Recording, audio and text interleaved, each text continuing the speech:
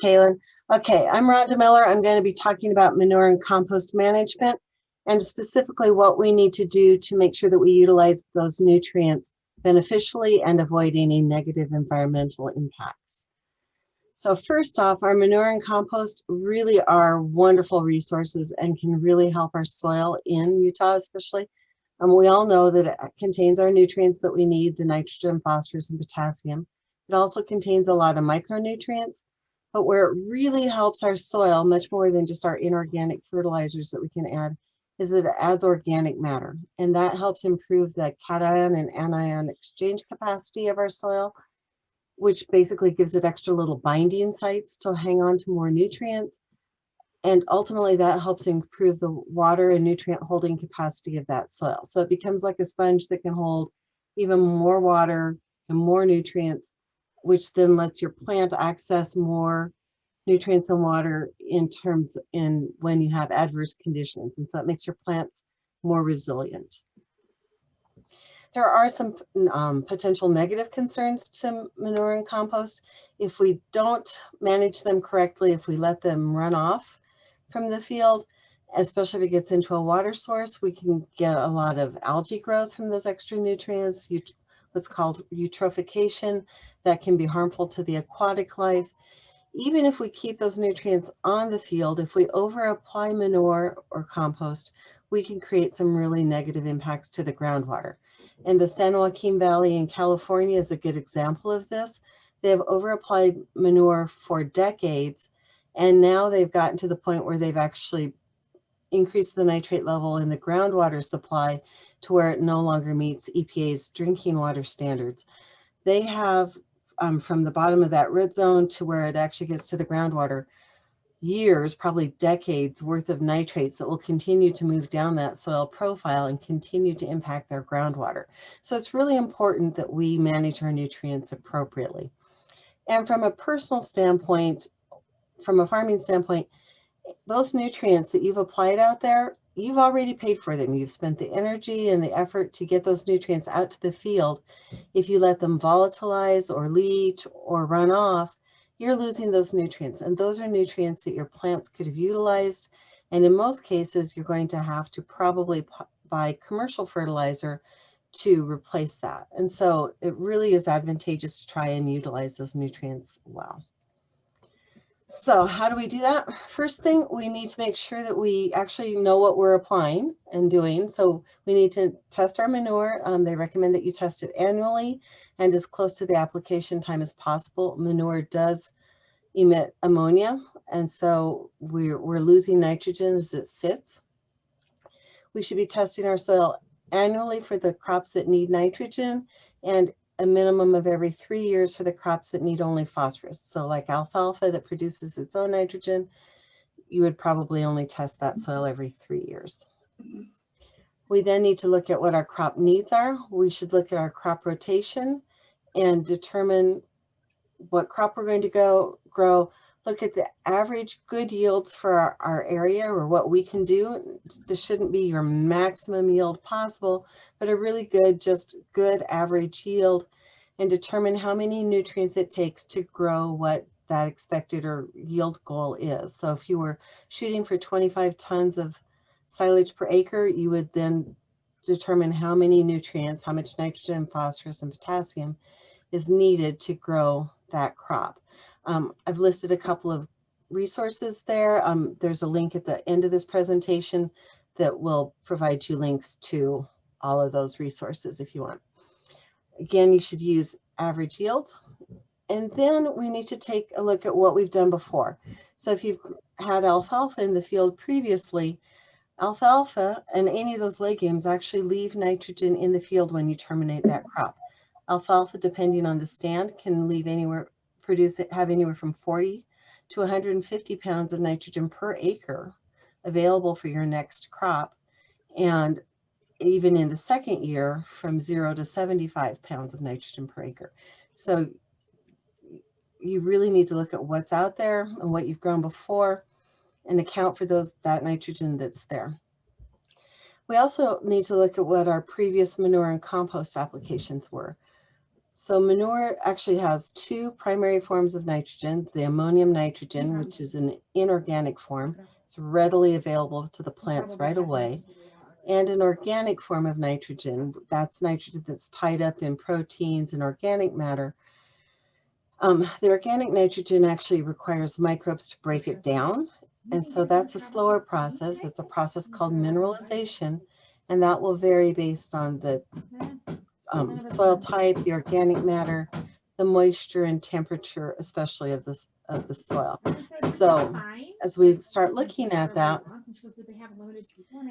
we want to try and make sure that we're accounting for the manure and compost that we've applied before. So manure, from in the first year for like dairy manure, you could expect that about 55% of the total nitrogen would be available, and 30% in the second year, and then decreasing amounts in those following years.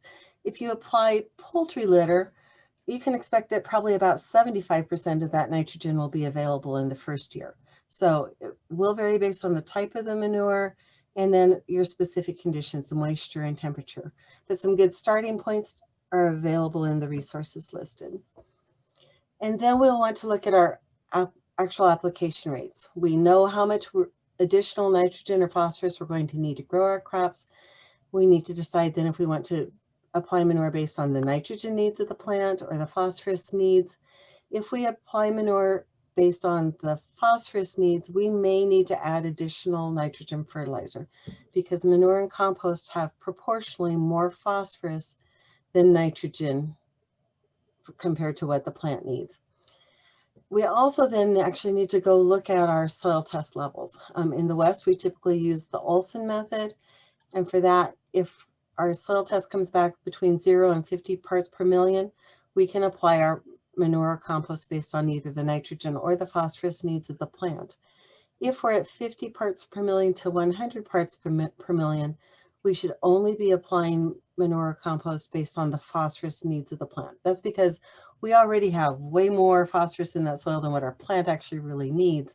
We're now trying to prevent negative environmental impacts from that phosphorus. Too much phosphorus in the soil can actually bind up all the sites and then leach, and you run a much greater risk of runoff, which contributes to eutrophication. And if your soil test level is over 100 parts per million, that's really a drop dead. You should not be applying any more manure to that field. Now, as we know how much we should apply, part of it is actually making sure that we're applying what we think we are. So it is really quite important to calibrate your equipment every year and make sure that what you think you are applying is really truly what you're putting out in the field. If we are looking at compost, compost has a couple other things to consider. Compost in general has a little bit higher salt content. It varies a lot. It can be fairly low to fairly high. We measure that salt content by electrical conductivity, or a measurement called EC. And if we have a saline or sodic soil, we might want to look further at that because we don't want to be adding a lot of salts to the saline and sodic soils, especially if those salts are from sodium. So the salts that can produce the salinity, the high EC levels or the salinity in the compost, can be either sodium salts or they can be from like potassium or magnesium or calcium salts. It's an issue if primarily those salts are from sodium, because that actually can help destructure the soil aggregates. If it's potassium, calcium, or magnesium, those actually are not really a problem.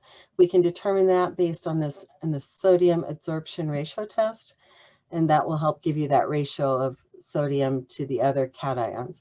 If it's a high ratio of sodium ions, then you may want to be limiting the amount of compost. Even with some of that, adding some compost can still be really good. In many cases, that organic matter helps alleviate some of the other problems that are characteristic of these soils. But if you have saline or sodic soils, it may warrant a little bit more attention. We then need to look at how and when to apply the manure. Timing is really critical. They recommend that you don't apply manure within the 24 hours before a big storm event. We really should be avoiding application of manure onto saturated, frozen, or snow-covered ground if any runoff is possible at all. If it's a low risk, as determined by, in Utah, we use the UMARI, Utah Manure Application Risk Index, to determine if it's low risk or higher. But if it's higher than low risk, basically no runoff is possible, then we should not be applying during the winter. If you want help with UMARI, you can do it yourself, but NRCS can help determine those calculations really easily for you. And incorporating is really important. That's actually one of the key ways we can help maintain and retain a lot of those nutrients. Utah guidelines say we should incorporate that manure within 3 days, but really you want to incorporate that manure just as quickly as possible. Again, we'll go back to that our manure is ammonium nitrogen and organic nitrogen. That ammonium nitrogen rapidly converts to ammonia and is lost very easily. At a study that we conducted at USU, we lost 50% of the ammonium nitrogen within the first 24 hours, 76% within the first 48 hours. So if you waited for 3 days, you've lost most of that ammonium nitrogen. You'll still have the organic nitrogen, but you're losing a lot of your nitrogen that's right there. If you incorporate it, that ammonium binds to the soil particles and you greatly reduce the ammonium losses. So incorporation very rapidly after application can help reduce your volatilization losses by about 70%. If you look at this graph on this on this slide, you'll note that we actually looked at a study where we had manure that had bedding or straw with it, and manure that was from a flush dairy, stall dairy, where we were using sand bedding, so you weren't having that carbon source.